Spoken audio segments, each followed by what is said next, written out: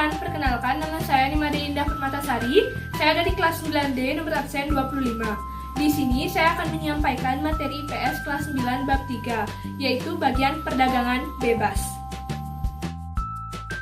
Pasar bebas atau perdagangan bebas merupakan kebijakan di mana pemerintah tidak melakukan diskriminasi terhadap ekspor atau impor.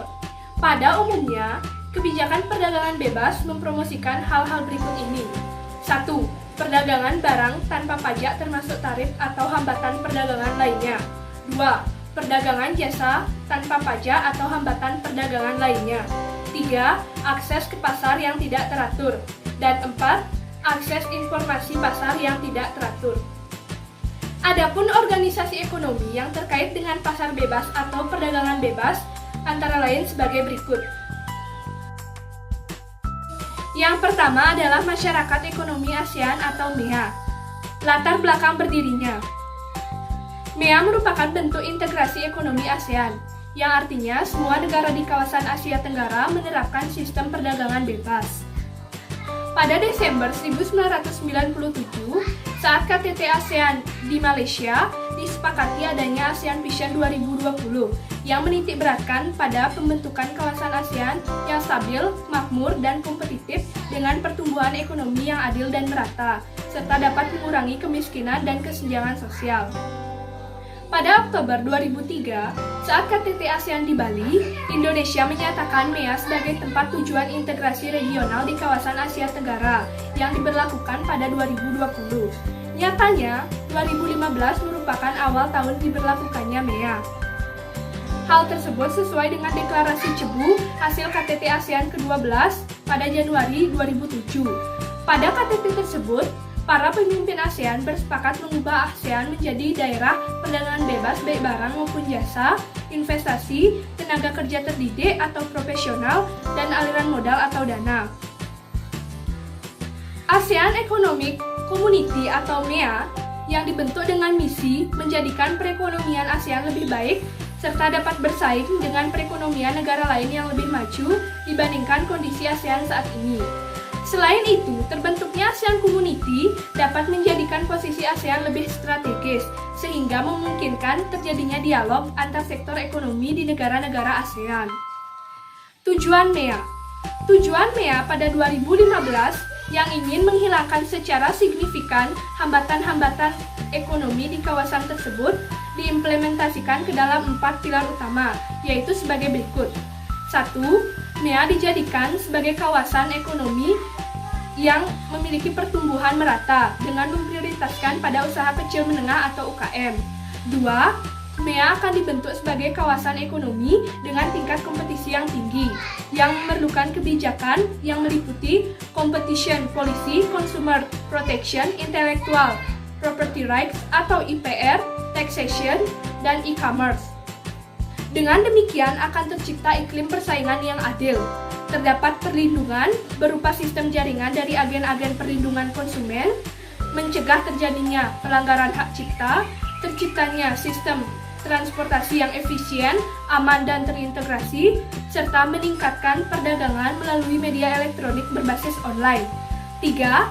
MEA sebagai pasar tunggal dan basis produksi internasional dengan elemen aliran bebas barang, jasa, investasi, tenaga kerja terdidik, dan aliran modal yang lebih bebas. 4. MEA diintegrasikan secara penuh terhadap perekonomian global. Selain itu, akan ditingkatkan partisipasi negara-negara ASEAN dalam pasokan jaringan global melalui pengembangan paket bantuan teknis kepada negara-negara ASEAN yang kurang berkembang. Hal tersebut dilakukan dengan tujuan untuk meningkatkan industri dan produktivitas. Yang kedua adalah ASEAN Free Trade Area atau AFTA. Latar belakang AFTA. Awalnya AFTA merupakan wujud dari kesepakatan negara-negara ASEAN untuk membentuk kawasan bebas perdagangan dalam rangka meningkatkan daya saing ekonomi kawasan regional ASEAN dengan menjadikan ASEAN sebagai basis produksi dunia serta menciptakan pasar regional bagi 500 juta penduduknya yang akan dicapai dalam kurun waktu 15 tahun, yaitu dari 1993 sampai 2008, yang dipercepat menjadi tahun 2003 dan terakhir dipercepat menjadi 2002. AFTA dibentuk pada KTT ASEAN keempat di Singapura pada tahun 1992. SHAFT AFTA merupakan skema untuk mewujudkan AFTA melalui penurunan tarif hingga 0,5%, penghapusan pembatasan kuantitatif, dan hambatan-hambatan non-tarif lainnya. Perkembangan terakhir terkait dengan AFTA adalah dihapusnya seluruh bea masuk impor bagi semua anggota ASEAN.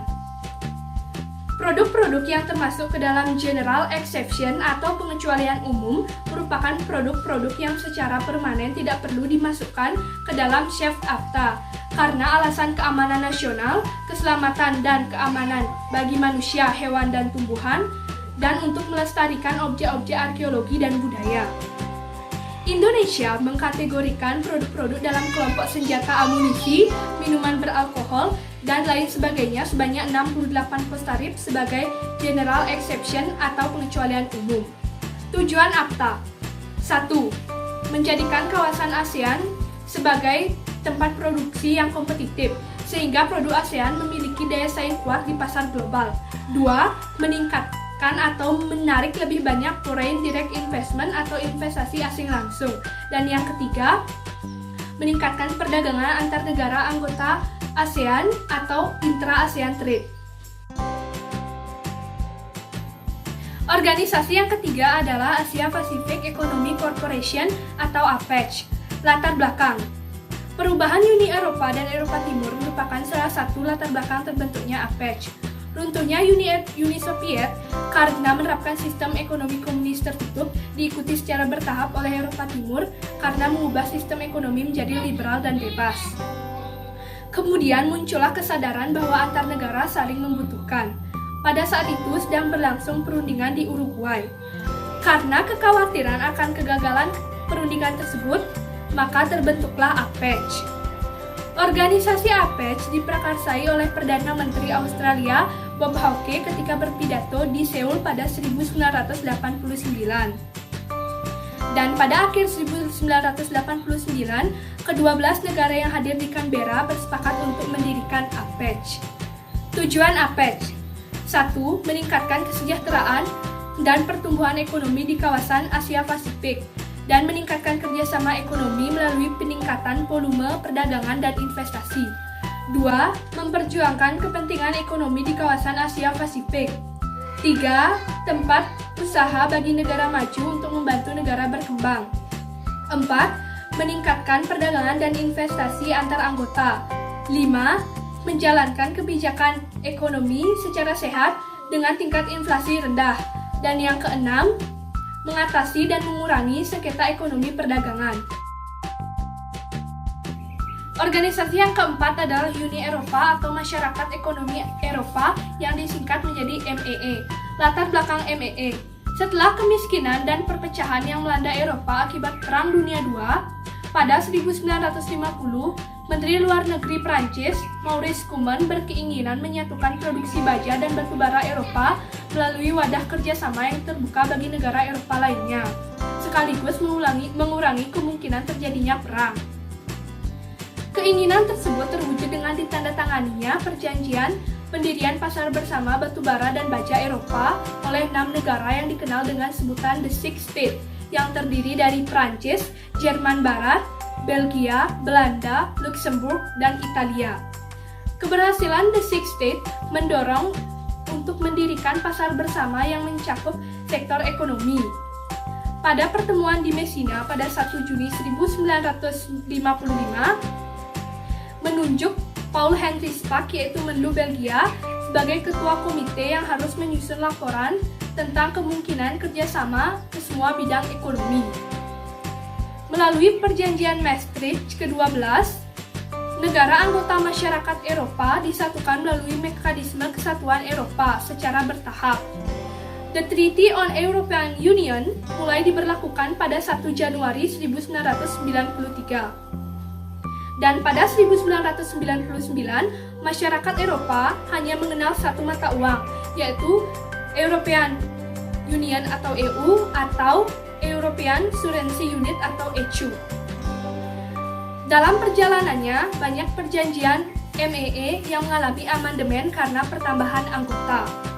Pada 2004, keanggotaan MEE berjumlah 25 negara dengan 10 negara baru dari Eropa Timur, yaitu Republik Ceko, Estonia, Hongaria, Malta, Latvia, Lithuania, Polandia, Siprus, Republik Slovakia, dan Slovenia. Pada 2007, Bulgaria dan Romania diharapkan bergabung dengan Uni Eropa.